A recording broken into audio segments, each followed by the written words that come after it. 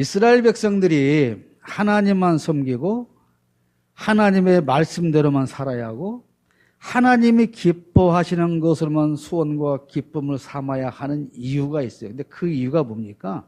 그 이스라엘 백성들이 하나님께 속한 거룩한 백성이기 때문이다. 그 말.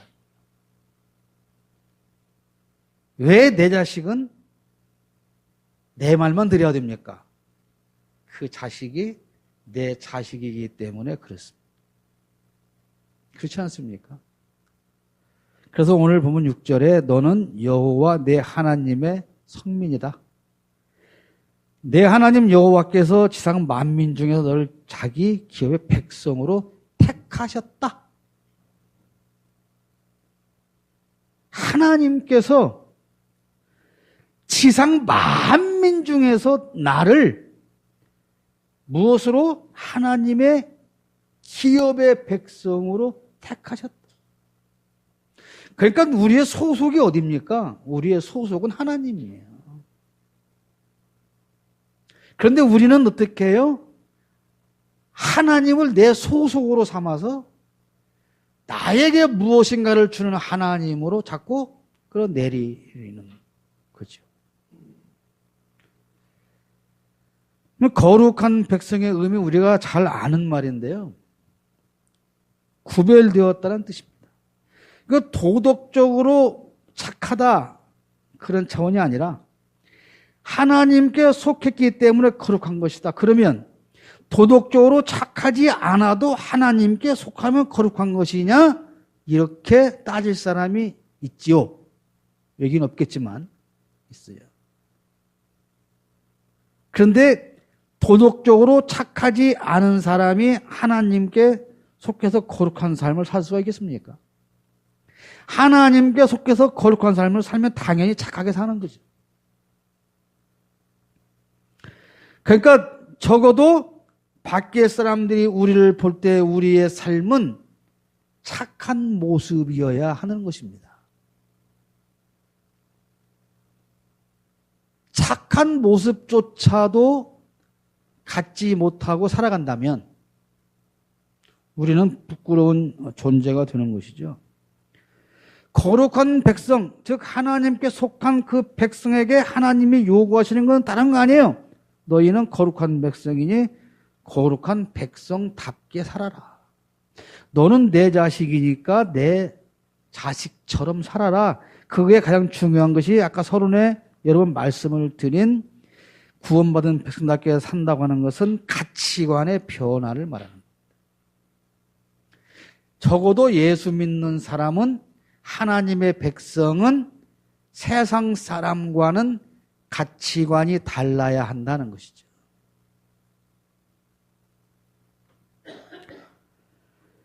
하나님께 속한 거룩한 백성이 된 것은 하나님이 나를 자녀로 부르셨기 때문에 된 것이지 내가 하나님을 아버지로 선택해서 또는 내가 하나님의 자녀가 되고자 하는 노력을 통해서 거룩한 백성이 된 것이 아닙니다.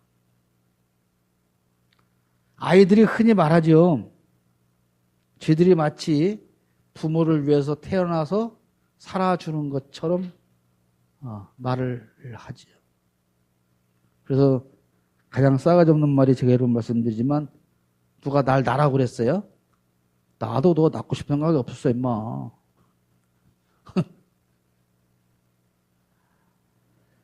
여러분, 우리 신앙생활 우리가 주일날 습관적으로 예배당에 나와서 찬송하고 기도하고 말씀 듣고 이렇게 하는 것들 굉장히 중요합니다. 한 가지 더 물어볼까요? 다른 사람보다 기도를 더 많이 하면 복을 더 많이 받을 수 있을까요? 없을까요?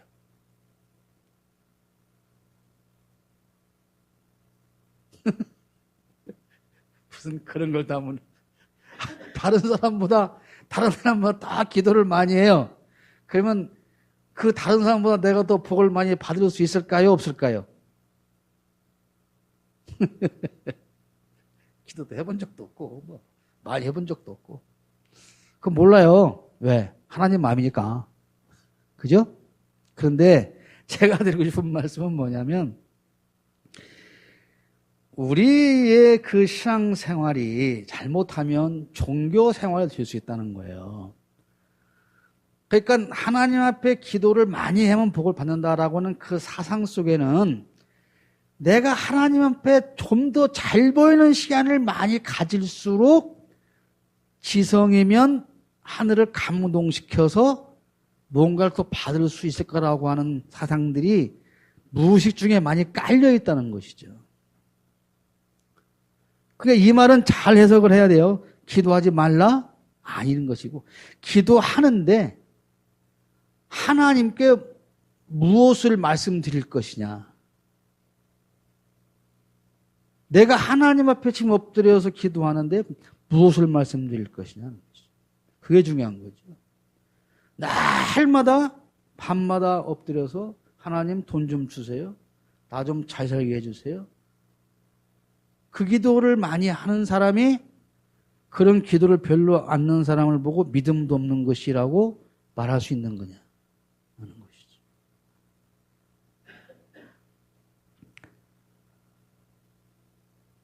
그게 아이들이 그래요.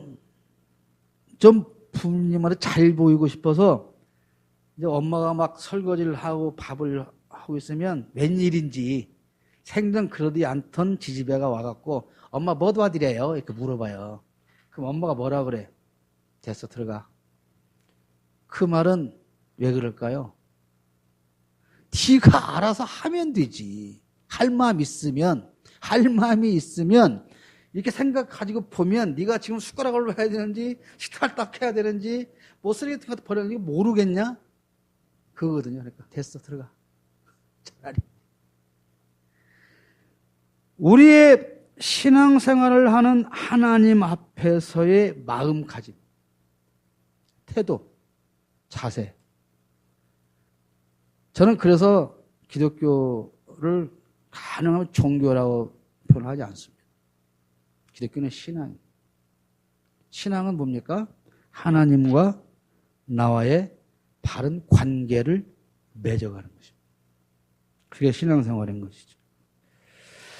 하나님께서 우리를 불러서 거룩한 백성으로 삼으셨는데 그럼 불러서 가만두냐? 그렇지 않아요. 하나님은 부르신 백성을 끝까지 훈련을 시키시는데 자, 이스라엘 백성들 이제 낮예배 시간에 출애굽기를 통해서 이제 곧 아마 다음 주쯤 출발을 할 건데요. 그래서 출발해가지고 파란 광야에 도착해서 이제 젖과 꿀이 흐르는 땅 가나안으로 들어가면 됩니다. 들어가면 되거든요. 그런데 그때 이스라엘 백성들은 들어갔습니까? 안 들어갔습니까? 네? 안 들어가고 뭐 했어요? 네? 안 들어가고 뭐 했어요? 야, 저기 가서 살 수 있는 거 한번 보러 가자. 정탐을 하러 가자. 굉장히 합리적이지 않아요? 야, 하나님이 여기를 주셨어. 근데 우리가 다 들어가기 전에 혹시 거기 뭔 일이 있는지, 우리가 가기 전에 뭘 준비해야 되는지, 또는 원수가 있는지, 우리 한번 살펴보고, 그런 위험이 있으면 제거하고, 안 들어가자. 이거 뭐가 잘못됐어요? 사탄이 우리를 유혹하는 말은 항상 가장 논리적이고 상식적입니다. 인간적입니다.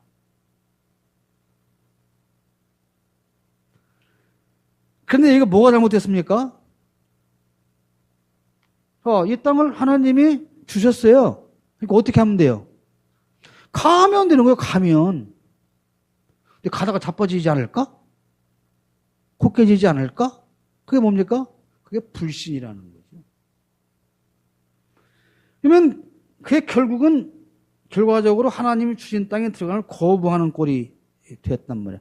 그러면 왜 그렇게 됐어요? 아직은 이 이스라엘 백성들이 그 땅에 들어갈 만큼 성숙하지를 못했다는 거예요. 성령하지 못했다는 거예요. 아직 자기가 안 됐다는 거예요. 그래서 어떻게 해야 돼요? 다시 안 되겠구나. 훈련을 받아야 되겠구나. 그래서 40년 동안 훈련을 시키는 거죠.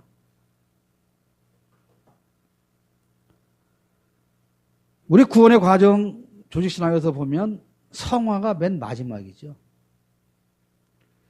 근데 이 성화가 굉장히 멋있는 말인데 그 성화라는 단어가 통일교 문선명에 갔다가 쓰면서부터 이상해져. 좋은 단어는 가들이 다 갖다 써요. 추수꾼도 자들이 좋은 말에 다 갖다 쓰고 성화 뭐 이런 거. 성화는 내가 구원받아서 거듭난 그날부터 죽을 때까지, 이 땅에 죽을 때까지 나를 계속 거룩하게 변화시켜가는 과정입니다. 그러니까 이 땅에서 완전히 성화 이루는 사람은 없습니다. 좀 더 누가 성화되었냐는 있지만 성화를 다 이루고 죽는 사람은 없죠. 그것은 내가 노력을 해 가야 되는 부분인 것입니다. 아이를 낳았으니까 엄마가 낳았으니까 끝까지 나를 먹여줘야 되고 끝까지 채워줘야 되고 끝까지 입혀야 되는 건 아니잖아요.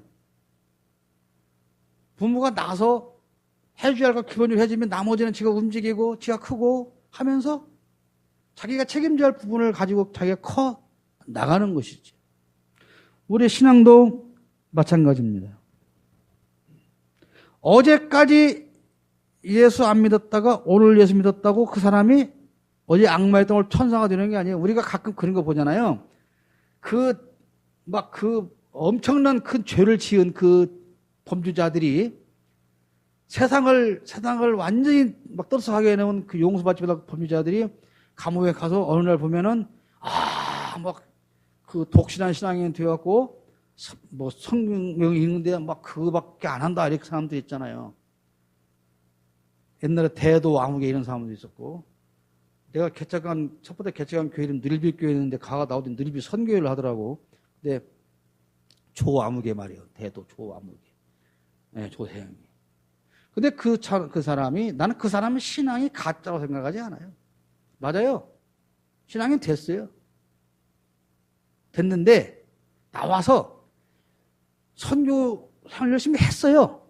난 그것도 가짜라고 보지 않아요. 근데 왜 또 일본까지 가서 절도를 하고 하냐? 성화가 덜 된 거예요. 그러니까 그 긍정적으로 보면 그 사람이 그만큼이나 감옥에서 성경을 읽고 나왔으니까 도둑질 그것만 했지. 감옥에서 그나마 예수를 못 만나고 석방되었다면 그것만 했겠냐 이 말이에요. 근데 우리는 뭘 봅니까?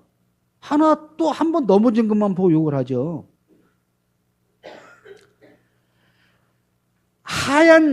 이 하얀 종이가, 하얀 종이에다가 까만 글씨 쓰면 까만 종이가 되잖아요.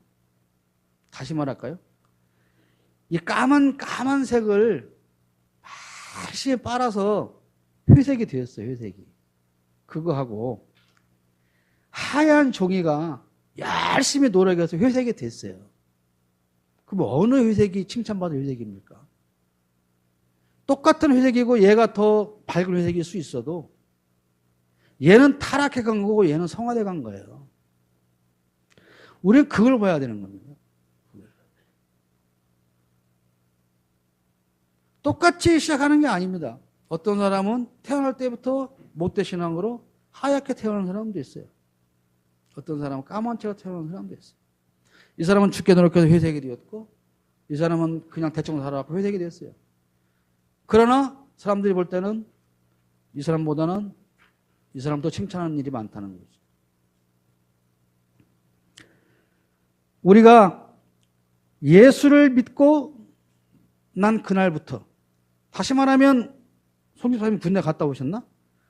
군대 가서 끌려가서 훈련소에 들어간 다음 날부터 우리는 훈련을 받는 거예요. 군대 편안하게 가려고 가는 사람이 있습니까? 그러니까 난 저만 그런 줄 알았거든요. 근데 지금도 군대를 다시 갑니다. 꿈에. 지금도. 근데 저만 그런 줄 알았어요. 근데 대부분 다 그런다고 하더라고요. 지금도 가서 막 게릴라 체조하고 막 유격 받고 특공 무술하고 북한 무슨 철책을 넘어서 막 김일성 있는 거기를 가고 막 그래갖고 깨고 또는 그것도 괜찮은데 막 여전히 지금도 하산할 가서 막 훈련 받고 뭐 사람 너 왜 또 왔냐? 아, 난 이상하게 다시 왔어요. 이러면서 막 훈련 받고 그랬더니 군대 갔다 온 사람이 되게 다 그런다고 하네요. 나만 그런 것이 아니고. 훈련. 우리는 이 성화, 훈련하는 과정을 통해서 성화되어지는 것이고요. 여러분, 요셉이 17살에 꿈을 꿔요. 무슨 꿈을 꿔요? 총리가 되는 꿈을 꾸죠. 근데 그때 바로 총리가 됩니까? 그리고 훈련시키기 위해서 어디로 하나님이 데려갑니까? 감옥으로 데려가는 거예요. 감옥에 그게 훈련소죠. 요셉이 아무리 꿈을 꾸었어도 그 감옥에서의 훈련이 없었다면 요셉이 총리로서의 일을 할 수가 있었을까요? 그래서 우리는 예수 믿고 구원받고 하나님의 자녀가 되었지만 여전히 우리의 삶은 팍팍하고 힘들고.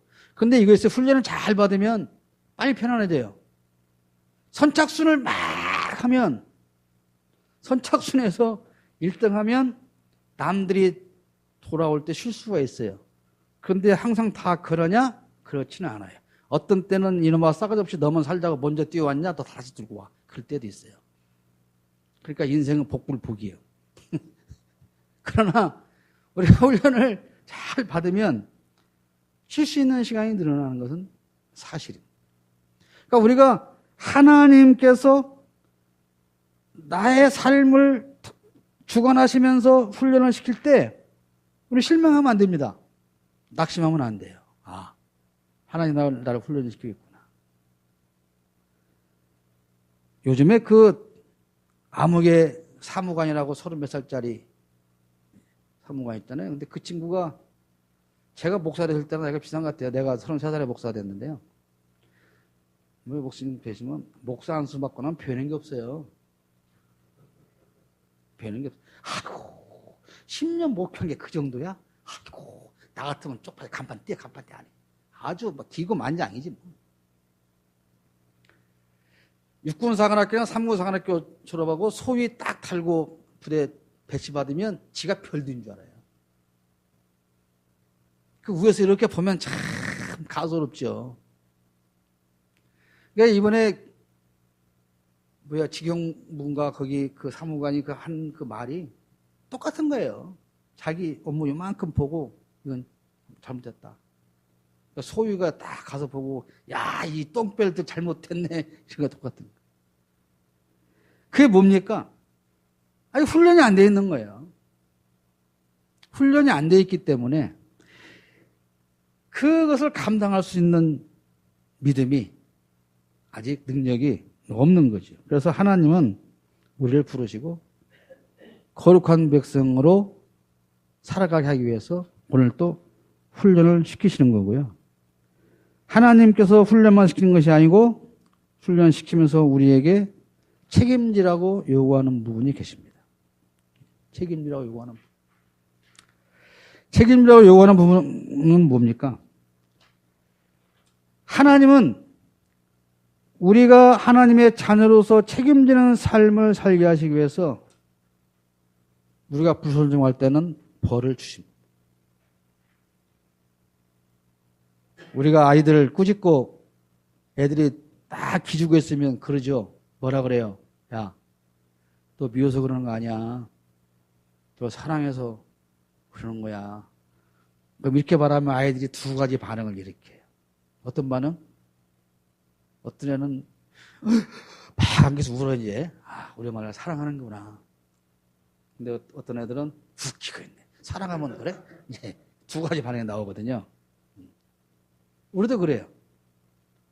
우리도 우리가 불순종해서 하나님으로부터 어떤 징계를 받으면 하나님 잘못했습니다 하고 납작 엎드려서. 그러니까 이거요. 뭔가 잘못했을 때 인정하고 이거 혼난다 그러면 납작 빨리 엎드려야 됩니다.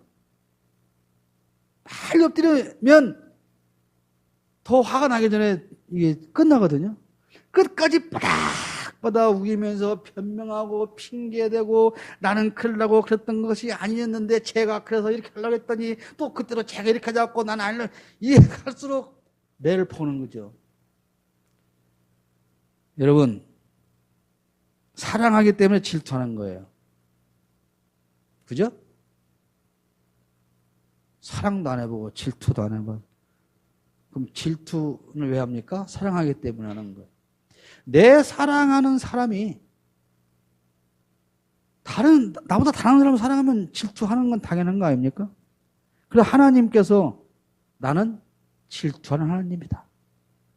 그 말은 뭔 말이에요?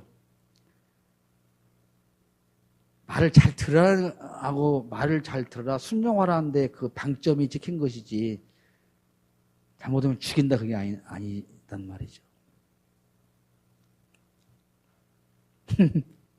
담비에게 또 한 번 할까요? 제 엄마가 별제로 고백하면 담비가 그랬대요. 왜 엄마는 요새 나한테 투명인간 취급하세요? 그럼 왜 투명인간 취급을 했겠어? 제가 잘했으면 그랬겠어요? 잘못했는데도 그것도 모르고 하니까 여러 번 같은 잔소리를 했는데도 안 고치고 그러니까 이제 무시하고 투명인간 취급을 했겠죠, 당연히. 그러면 그래야 되는 거 아니에요? 왜 우리 엄마가 나를 투명인간 취급할까? 내가 뭘 잘못했을까? 돌아봐야 되는데 왜 그래 기분 나쁘게? 이런단 말이지. 그게 요즘 아이들이 다 그러는 거죠. 어린 아이들의 이야기뿐이 아니라 우리가 하나님 앞에 그런 삶을 살고 있다는 거예요. 근데 우리가 잘못할 때 하나님께서 우리를 징계하시고 우리에게 벌을 주시면 우리는 감사해야 되는 거예요. 하나님이 우리를 투명인간 취급하는 순간 우리는 불행해집니다. 네? 그래? 네 마음대로 살아봐. 그래, 네 인생 나 관여 안 할게. 네 마음대로 살아. 이 순간 우리는 불행해지는 것이죠. 그런데 아이러니하게도 우리는 그런 삶을 살길 원해요. 내가 아무리 잘못해도 내 마음대로 살아도 제발 좀 내버려 두세요. 네. 아이들이 그러잖아, 아이들이. 야, 10시에 와. 아무게 12시가 된다고 하더만. 12시까지 와. 아무게 2시가 된다고. 네. 그러잖아요.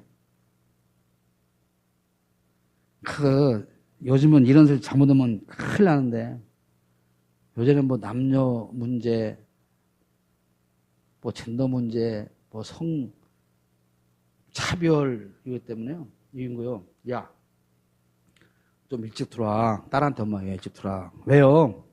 야, 여자애가 밤늦게 다니면 그냥, 엄마는 왜 성차별하세요?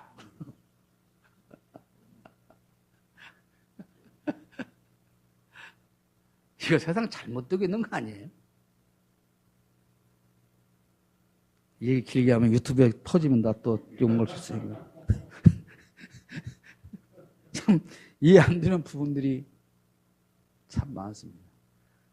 한 가지 더 재밌는 얘기 할까요? 서울교육청에서 그 진보 교육감님께서 수직 문화를 없애고 다 수평 문화를 만들어서 학생들 보고, 야, 선생님 보고 쌤이라고 해, 쌤.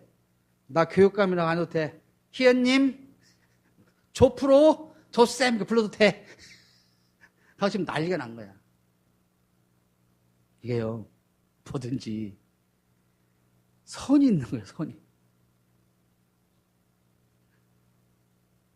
저 익산 어디에 가면 모텔이 그런 이름이 있어요, 모텔이. 선 넘어 모텔. 선 넘어 모텔. 무슨 소인가 몰라? 이게 선이 있는 겁니다. 아무리 그래도. 그래서 막 전교조랑에서 막 그 반대하니까 아니 꼭 그렇게 하겠다는 건 아니고 또 이러고 한번 부르라고.